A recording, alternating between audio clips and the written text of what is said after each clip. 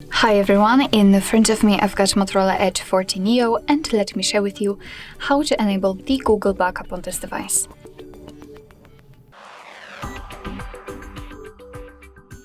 So let's start with opening the settings, and then we have to scroll down to the very bottom to find the system. Now let's tap on backup. And as you can see, we'll be immediately transferred to this whole Google account section. Of course, if you've got your Google account currently added to the device, you will be able to pick it from the list and then assign the backup option also. But if not, you will have to add it. So let's tap on Add Account.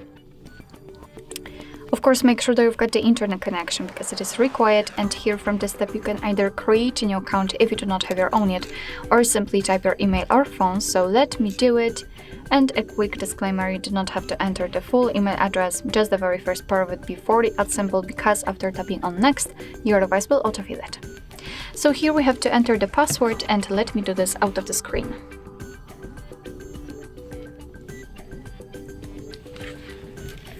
Alright, let's tap on next.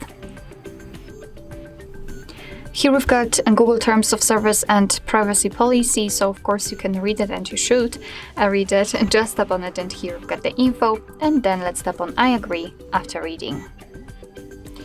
And here we've got the information about the backup. So you're able to use 15 gigabytes of the Google account to back up apps and apps data, call history, contacts, device settings, and text messages. Of course, you can tap on more details to learn more. Your device will back up the data automatically, stored securely, and you can manage it whenever you want to.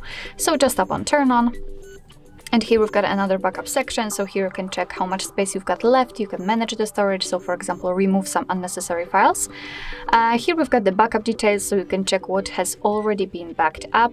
Advanced settings, and I highly recommend to keep this option turned off so you can avoid charges. And then simply, to finish everything, of course, simply tap on Backup Now. Of course, we will have to confirm it with our pattern.